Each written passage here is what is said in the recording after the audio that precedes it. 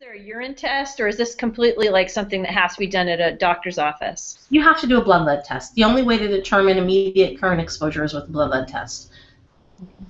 So no hair follicles, it's all blood. You can do a hair test and a urine test, and you'll find lead in those things. The thing is, you won't have context for that. There's no way to. You can say, okay, I did a urine test, and then I did a detox, and then I did a urine test again, and my urine levels were different. But it has to be the exact same test. It has to be done, in the same environment, the same protocol followed for each test. And what all you'll know then is how your lead level changed from your urine. It doesn't tell you if you've had a recent exposure, because 90% of the lead that you've been exposed to is stored in your brain and your bones and your soft tissue.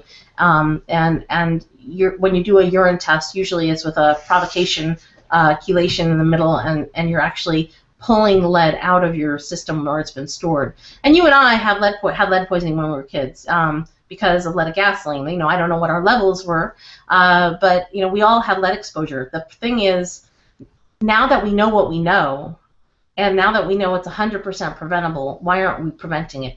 Our lead exposure was from the lead gasoline fumes that were pervasive in our environment. Our lead exposure might have been because, like me, I helped my mom repaint the boat, in the summer, or I helped my mom repaint the living room, But our kids are getting lead exposure at a whole new level, given the new level of deterioration in the older housing stock that really wasn't happening, 30, 40 years ago.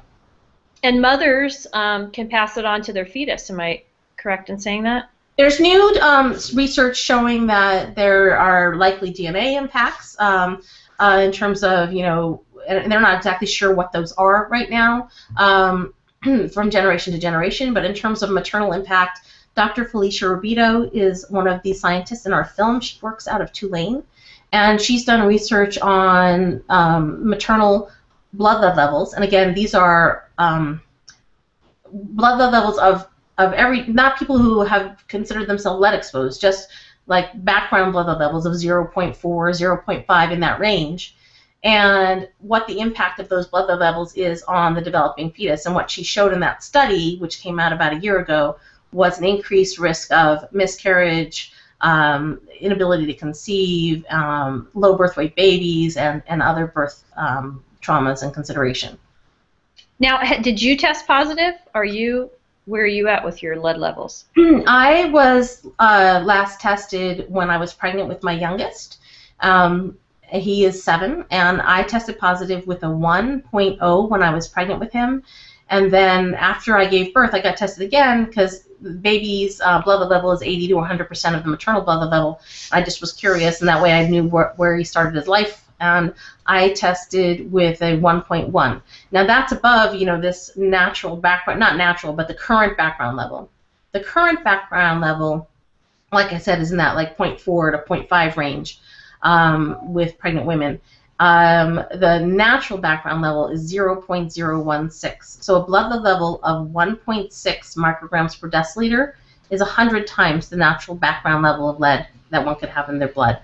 And that's good to know, but at the same time, the 1.6 is kind of common for most children today. It's considered kind of the average. 100 times the natural background level is the average in children today, which is troubling, obviously. So my blood level, it was interesting because my children were poisoned, let me just think, 3 years before my youngest was born.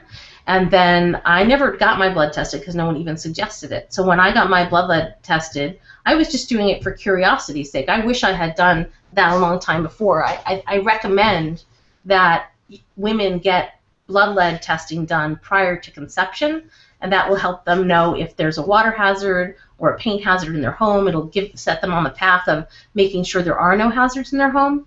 And for me, what ended up happening was kind of interesting. Dr. Rubito's study showed all these health impairments with levels that low, right? The 0.4 to 0.5. Well, I had a 1.1. This was my 5th pregnancy, and my first was a miscarriage, and which was ironically a miscarriage that happened after I'd been renovating a house. This all kind of clicks together after years of analyzing things, and when my son was born, I nearly died of kidney failure. because I had late-stage preeclampsia that hadn't been diagnosed, and I never had it with any of my other children. And this is the first and only child I had after my incident where my children were poisoned. So while it's completely conjecture and anecdotal evidence, it's kind of supportive of Dr. Abito's study that there can be birth complications if the mother tests positive for lead, and my level was more than twice the level of the women in her study. Wow. Yeah. Preeclampsia, that's also linked to lead, right? Like that's... Yeah. Preeclampsia is kidney failure. Okay, right. And so kidney failure is one of the main pathways for lead to have an impact on the body, especially adults.